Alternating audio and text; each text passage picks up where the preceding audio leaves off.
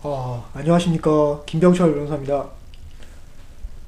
오늘은 그 역사 이야기를 이제 한번 해보도록 하겠습니다. 강화도 조약 이야기인데요. 강화도 조약, 이제 이번에는 한 단계 업그레이드한, 그 협상 과정과 원문에 대해서 한번 그 말씀을 한번 드려보고자 합니다. 우선 그 협상 과정을 하나하나 봐야 되는데요.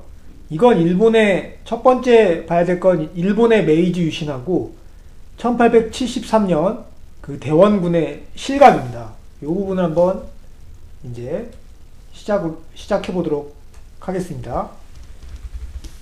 예전에는 일본에서는 대조선 창구가 스시마본 번주였습니다.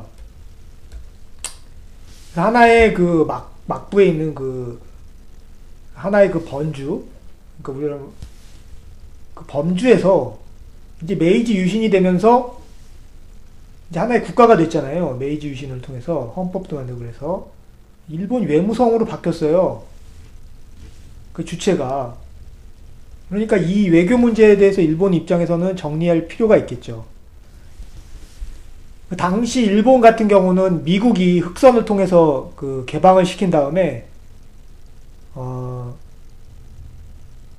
이제 소위 말해서 그 불평등 조약이란 걸 맺었어요. 그렇기 때문에 일본 입장에서는 자기가 맺고 있던 그 서양과의 조약, 그 기존 동양과의 외교 관계 그 시스템을 그 사대교니 시스템을 그 제가 그전 때 말씀드렸던 베스트 팔렌 시스템으로 바뀔 그 필요성이 아주 컸습니다.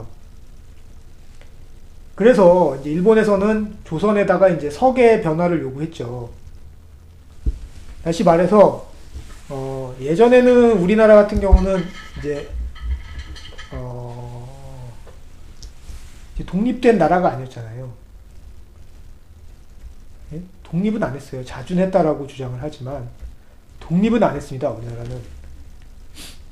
그런데 이러한 조약을 맺어서 서구화시키려고 하니까 일본에서는 자기네가 독립적인 국가임을 보이기 위해서 이제 소위 말해 우리 입장에서는 칭제 권한을 했다 이런 걸로 받아들여졌어요. 그래서 우리나라의 동래부에서는 이런 걸 거부합니다. 계속 이렇게 해왔었어요.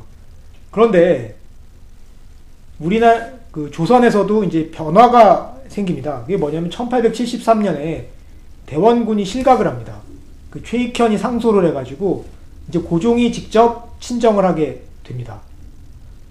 그러자 이제 그 대원군이 소위 말해서 그 폐쇄 그 뭐라 훈구파라고 해야 되나? 그 개화를 반대하는 그런 그 위정 척사파의 그 왕초처럼 비슷하게 됐잖아요. 얘네가 이제 실각을 하니까 이제 일본 입장에서도 와 이제 서계도 변화할 수가 있겠구나 라고 생각해서 동래부의 일본 외교관 모리야마를 파견합니다. 그래서 조선의 현서군이라는 사람하고 이 국교 재개 문제를 논의합니다. 그래가지고 이제 대원군이 물러났으니까 이제 서계 변화가 있을 줄 알았는데 그래도 조선은 여전히 서계 문제를 인정 안 했습니다.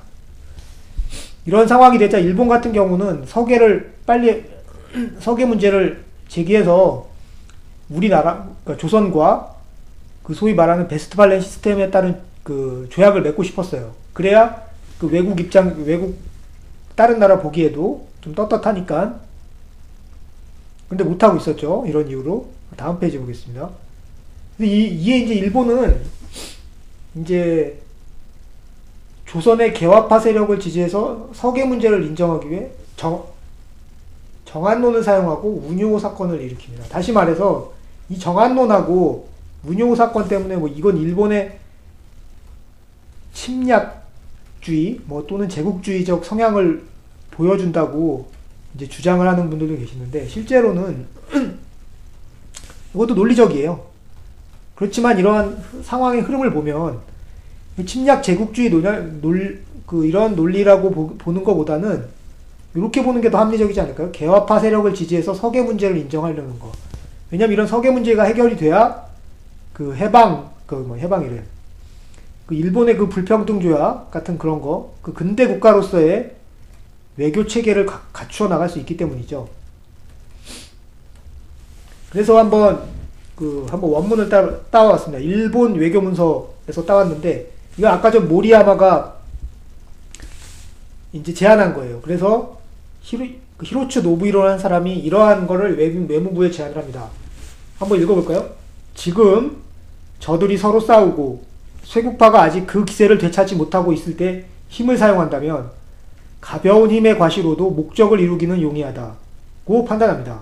그렇기 때문에 지금 우리 군함 한두 척을 급파하여 쓰시마와 이 나라 사이를 드나들게 하고 숨었다 나타났다 하면서 해로를 측량하는 채 하며 저들로 하여금 우리의 의도를 헤아리지 못하게 하는 한편 가끔 우리 정부가 우리들 사신의 협상 처리의 지연을 일찍하는 듯한 표시를 보임으로써 저들에게 위협적으로 받아들여질 언사를 쓴다면 안팎으로의 성원을 방패 삼아 일처리를 재촉할 뿐만 아니라 국교 체결상 어느 정도의 권리를 얻어낼 수 있으리라는 것도 틀림없습니다. 다시 말해서 이런 문서가 외교문서에 나왔다는 걸 봐서는 이 정화문론 운용은 실제로 일본이 뭐 한국을 조선을 뭐 점령 뭐 이거는 좀 어렵다고 본인들도 인정하고 있었고요. 실제로는 요 서계 문제를 통해서 조약을 개정하려고 하는 게 더 큰 문제였음을 알 수 있었습니다.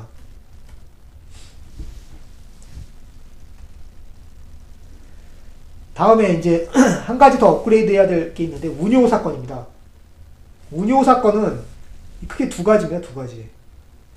그러니까 이 두 가지를 뭉뚱그려서 한 가지로 생각하시는 분들이 계신데 실제로는 두 가지예요. 하나는 1875년 4월 25일에 부산 운요 사건이 있습니다. 운요가 부산에 나타났습니다. 군함 제2태이묘와 함께 부산 아닙니다. 부산 오타 부산에서 무력 시위를 통하여 한국 개파에 힘을 실어준 겁니다. 근데 이 군함 두 척으로 무슨 그 제국주의 그게 가능하겠어요? 실제로 이때는 없었습니다. 그냥 왔다 갔어요. 그래서 이게 4월 21일자 부산 운요 사건이 아까 전 말했던 그거에 따른 그 외교적 압박 수단으로서의 무력 행사입니다. 뭐 요즘도 뭐 미국에서 항공모함 오면은 북한 오줌 싸잖아요. 그것과 이제 비슷한 일입니다. 이것도. 그 다음에 두 번째 운요 사건이 있는데 이게 좀 중요합니다. 이게 이제 소위 말하는 강화도에 있는 운요 사건입니다. 근데 이거는 뭐 국기모독 이런 거 나오는데 실제로는 되게 우연한 우발적 충돌이었습니다. 실제로는 이걸 우발적 충돌 이게 어떻게 되냐면은 일본 군함 운요가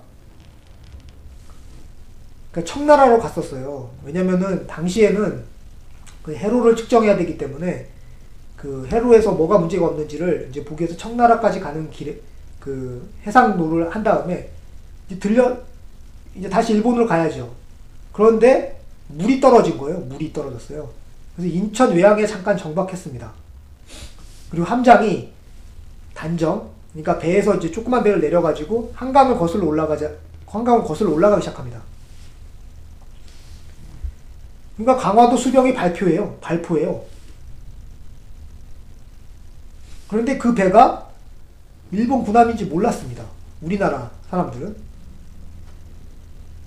그러니까 이렇게 그 단정이 폭격을 맞으니까 일본도 열이 받겠죠. 그래서 이제 영종도 그 초지진을 이제 박살을 내고 영종진을 점령한 다음에 이제 그 소위 말하는 그 사람들을 죽이고 약탈하고 노략질한 다음 돌아갔습니다. 요게 이제 우리나라 사람이죠. 정교라는 사람의 대한개년사에 나온 이야기입니다. 일본 측 문서에도 있는데 아까 전에는 이제 일본 측 문서를 보여드렸기 때문에 이번에는 우리 측 문서를 한번 보여드렸습니다. 그 다음에 이제 여기서 이제 국기 문제가 나오는데요. 이 국기 문제에 대해서 한번 정리를 해봤는데 이 사건 당시에는 국기 문제가 있을 수가 없었어요. 왜냐면 우리나라 그 조선의 해군이 일본의 단정을 공격한 건 맞거든요. 근데 우리나라 해군도 조선의 해군도 그게 일본인지 몰랐어요. 일본인지 몰랐어요. 그런데 일본은 이런 거를 당시에는 문제 삼은 게 아니라 1876년 1월 다시 말해서 강화도 조약 협상 과정에서 문제를 삼습니다. 어떻게 문제를 삼냐면요. 원래는 제가 이제 지난번 강의에 말씀드렸다시피 일본은 먼저 이렇게 들어와서 우리가 피해를 입었다. 그러니까 너네도 배상해라 이런 식으로 하려고 했어요. 그래서 이제 딱 그 8월달 강화도 사건이 딱 좋죠. 그렇게 이용하려고 했어요. 근데 피해가 사실상 없어요. 왜냐면 이때 자료를 보면 경상 2명이래요. 그러니까 뭐 상처 조금 난 사람 2명 있었던 거예요. 그러니까 이제 배상을 못하니까 일본 측에서 국기 문제를 삼습니다. 다시 말해서 이게 뭐냐면 한번 보시죠. 일본 구로단 이렇게 말합니다. 1845년 8월 강화도에서 우리 깃발단 함정에 대포 쏜 것은 야 너와 나하고는 원래 교린 관계인데 그 위반 아니니? 라고 물어봅니다. 그러니까 조선은 이렇게 말하죠. 야 우리는 일본 국기 몰라. 이 뜻은 뭐냐면 더 정확히는 그냥 다 읽고 말씀드릴게요. 일본은 그래서 이러죠. 우리가 예전 서계 문제를 말할 때 우리 깃발을 알려줬는데 너희들은 해군에 통보 안 했어? 다시 말해서 이때 일본은 독국가와 맞부였잖아요. 그러다가 메이지 유신이 나면서 그 정부가 바뀌었죠. 그러니까 이때 국기가 바뀌었어요. 막부 깃발에서. 그러니까 이 깃발을 아까 좀 예전에 뭐 서계 때문에 우리 그 외교 관계를 맺자고 했을 때 알려줬습니다. 일본에서. 그러니까 알려줬는데 바뀐 깃발, 명치 유신, 그 메이지 유신 정부 깃발을 알려줬는데 왜 해군에 통보 안 했어? 라고 합니다. 그러니까 조선 신원은 이렇죠. 야 서계 거부했는데 우리가 그 해군에 통보할 이유가 있니? 그러니까 일본이 그렇습니다. 알았다. 말 잘하네. 과정이 요겁니다. 그래서 뭐 당시에 이 강화도 운요 사건일 때 뭐 국기 모독 이런 거는 없었고요. 이 국기 모독이 쟁점이 된 적은 없었고 일본이 협상 과정에서 자기의 그 협상을 유리하게 하기 위한 하나의 수단으로 요걸 사용했다가 신원한테 깨졌어요. 요게 팩트입니다. 이거는 이제 신원의 강화도 일기라는 그 책이 있었는데 이거 한자로 돼 있었는데 이게 번역이 됐죠. 잠깐 여기서 하나 더 설명드리면 구로다는 이 사람이 이제 홋카이도 개발했던 그 장관입니다. 그 다음에 신원은 어떤 사람이냐면 무관이에요. 그러니까 무반이죠. 그러니까 무장이에요. 그런데 단순한 무반이 아니라 유학을 공부를 많이 했습니다. 그래서 이 사람은 사실상 그 문과 급제한 사람들 사이에서 인정받았던 사람이고요. 보시다시피 이렇게 협상하는 것도 그 당차게 잘 하셨던 분이에요. 그리고 또 하나의 에피소드를 들려드리면 이제 이런 게 있죠. 그 예전에 이제 신원이 이제 그런 얘기 많이 들어보셨을 거예요. 그 일본 애들이 와서 야 우리 조약을 맺자고 하는데 우리 조약을 맺자라고 하는데 조선에서는 야 도대체 조약이 뭐냐? 라고 물어봤다고 합니다. 다시 말해서 구로다가 다시 요거는 한번 정리를 할게요. 구로다가 조약 맺자 했더니 신원이 조약이 뭐야? 라고 물어봤다고 하는데 그래서 이제 소위 말해서 신원의 무지 또는 조선의 무지를 이제 지적하기도 하는데 이것과 반대되는 입장에서 신원 입장에선 이렇게 생각할 수도 있죠. 야 우린 4대 교린 시스템으로 잘 지내고 있는데 왜 굳이 베스트팔렌 시스템을 쓰니? 그 도대체 조약 왜 기존 4대 교린대로 하면 되는데 이렇게도 해석을 할 수가 있습니다. 어디가 맞을까요? 뭐가 진실에 가까울까요? 저는 이것도 논리적이고 하지만 설득력은 이쪽이 또 좀 더 있어 보입니다. 왜냐면 이제 좀 나중에 보시면 아시겠지만, 이제 만국공법이라는 거를 이제 당시에 그 유생들이 공부를 하기 시작합니다. 개화기 때. 그래서 안중근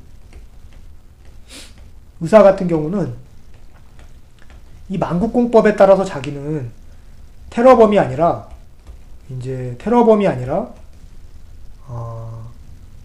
전쟁 포로라고 주장을 합니다. 그러니까 이런 걸 봐서도 신원이 당시에 만국공법이라는 이름을 알았는지 모르는지 모르겠지만 최소한 이거 조약이 기존에 있는 사대교린 시스템과는 다르다는 거는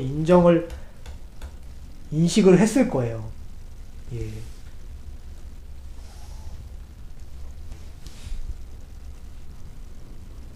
그 다음에 이제 오늘 이제 핵심 내용 중에 하나인데, 강화도 조약 1관을 한번 보도록 하겠습니다. 이제 보통 조약 1관에는 이제 목적이 나오죠.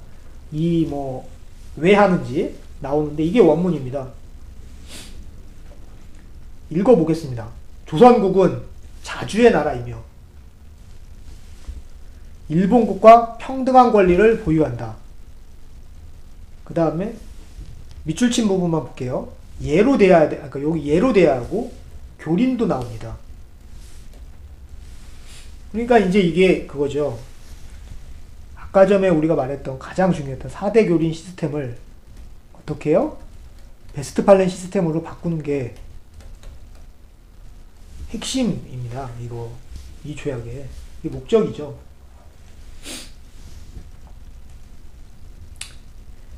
이제 특징을 보겠습니다. 그러면 이제 석의 문제가 이제 조약의 핵심인 거는 이제 아셨을 것 같고, 그 4대 교린 시스템 그 내용을 베스트팔렌 시스템으로 담아내고 있는 게 이제 가장 특징입니다, 이게. 그런데 이제 여기서 또 하나 이제 핵심, 그리고 우리가 이제 의미 있는 내용으로서 공부해야 될 건 바로 이거죠. 국사책에서는 청의 종주권을 배제하고 일본의 침략을 쉽게 하기 위함으로 이 강화도 조약을 설명을 합니다. 근데 과연 그렇게 해석하는 게 해석이야 가능하겠지만 설득력이 떨어진다고 보입니다. 왜냐면 제가 누누이 강조했지만 일본이 당시에 서구 국민국가로 보이기 위해 외교권을 주권국가의 그것처럼 하기 위하여 조선을 이용한 것으로 보는 것이 더 합리적입니다. 일본은 이 당시가 75년이거든요. 이때는 경제가 정말 아무것도 없었어요. 실제로 일본이 경제에서 의미가 있는 소위 말해서 중진국 정도의 역할에 도달하는 건 1890년입니다. 근데 75년에 조약 맺으면서 무슨 침략 제국주의를 생각했어요. 이때 정한론 또는 운요 같은 거는 사실 외교 수단에 불과했고, 이제 당시에 이걸 통해서 한국이랑 조선이랑 전쟁을 했을 때 승리 장담 못했을 것 같습니다. 제 생각에. 그러면 핵심은 이걸 다시 한번 보겠습니다. 정리 차원에서. 이 조합 제1조의 핵심은 이겁니다. 청의 종주권이 인정되느냐는 거죠. 일본하고 그 외 모든 나라는 부정합니다. 인정 못하겠어. 이런 얘기를 합니다. 근데 청나라는 어떠냐면요. 야, 종주권 있다고 주장하고 싶은데, 왜냐하면 청나라는 이미 아편전쟁 때 베스트팔렌 시스템에 따른 조약들을 많이 맺어봤어요. 그렇기 때문에 내가 종주권이 있다라고 행사하고 싶은 거예요. 그러면 식민지가 되니까, 조선이. 그런데 청나라 입장에서는 조선이 식민지라고 함부로 말을 못해요. 왜냐면 실제로 자주하고 있었으니까. 왕도 있었고. 그런데 만약 식민지 행세를 하는 경우에 자기보다 힘이 센 서양이 아무 말을 안 한다면 문제가 없을 텐데, 서구의 힘이 세니까 조선에서 함부로 종주권 주장하다가 괜하게 서구와 전쟁하는 건 아닐까라는 두려움이 있었습니다. 청나라 같은 경우는. 그래서 애매한 입장을 취합니다. 그래서 얘네들의 입장은 조선의 조약 체결을 외국과 중개해주면서 이익을 챙기자는 게 이제 핵심이었어요. 다시 말해서 외국하고 할 때는 이제 조선한테는 종주권이 있는 것처럼 행사하고 외국한테는 종주권이 없는 것처럼 행사하면서 요 사이에서 이익을 보려고 양다리를 걸치고 있었던 겁니다. 그럼 조선 입장은 어떠냐면 청유의 외국에는 종주권 없는 것처럼 보이고 싶고 청나라에게는 청의 종주권이 있는 것처럼 보이고 싶은 양다리 어때? 이겁니다. 조선 입장은. 왜 자주라는 말은 썼어도 독립이라는 말은 안 썼다라는 걸 그 근거로 하죠. 그럼 결론은 청의 종주권이 인정되느냐 부정되느냐는 겁니다. 해석을 삼는다면은 이 조약의 서명 부분에 대조선 개국이라고 나옵니다. 485년. 그러니까 1392년 기산점으로 해가지고 이걸 썼다는 거예요. 그 다음에 뭐 서계문제 운요 사건에서 서술책차에도 계속 이제 이게 나오죠. 대조선 개국 485년. 근데 다른 문서에는 기본적으로 청나라의 연호를 쓰고 있었습니다. 우리나라는. 그렇기 때문에 이렇게 썼다는 거는 청의 종주권을 부정했다는 거죠. 그렇기 때문에 청의 종주권이 부정되는 게 맞습니다. 또 하나, 만약에 청의 종주권을 인정되면, 청의 종주권이 인정되면 이 조약 자체는 무효예요. 왜냐면 우리나라는 조약을 맺을 능력이 없는 나라니까. 예를 들어 이제 우리나라에서 전라도, 경상도가 미국과 조약을 맺을 수 있습니까? 전라도하고 미국이 맺은 조약, 경상도하고 미국이 맺은 조약, 이게 조약입니까? 아니죠. 이 꼴이 나는 거예요. 근데 누구도 이렇게 안 보잖아요. 그게 청의 종주권 부정이 맞습니다. 요게 이제 업그레이드인 거고. 그러나 다 떠나서 우리나라 사람들이 제가 아쉬운 점은 이거예요. 가장 아쉬운 점은 지금 청나라 입장이 어떻습니까? 그러니까 서구의 힘이 더 세져가지고 조선에서 종주권 주장도 함부로 못하고 있는 상황이거든요. 그런데 이 나라가 뭐가 좋다고 우리가 종주권을 주장을 해야 됩니까? 이 사람 종주권을 주장해줘야 됩니까? 전 이게 가장 불만이었던 거죠. 그렇기 때문에 우리나라도 이 당시에 생각이 있었다면 청나라를 버렸어야 돼요. 그리고 이 청나라를 버리는데 일본을 이용했으면 됩니다. 왜냐면 일본이 알아와서 일본이 강화도 조약 같은 걸 맺어주면서 청나라 종주권을 부정해주는 그 명분을 만들어줬잖아요. 그러니까 우리도 이렇게 이걸 이용해서 서양 국가들과 조약을 맺어가면서 이 청의 종주권을 부정해 나가면 됐습니다. 그런데 우리나라가 망한 이유는 이런 조약을 체결하면서 국제 정세에 대해서 무지했다는 거죠. 다시 말해서 당시에 그 해양 세력과 그 대륙 세력 간의 경쟁에 있어서 아무 생각 없이 대륙 세력을 한반도로 끌어들였기 때문입니다. 그래서 해양 세력들이 분노했었죠. 그래서 일본을 대리인으로 세워서 여기를 정리한 겁니다. 그럼 강화도 조약 제1편 원문 강의는 여기서 마치도록 하겠습니다.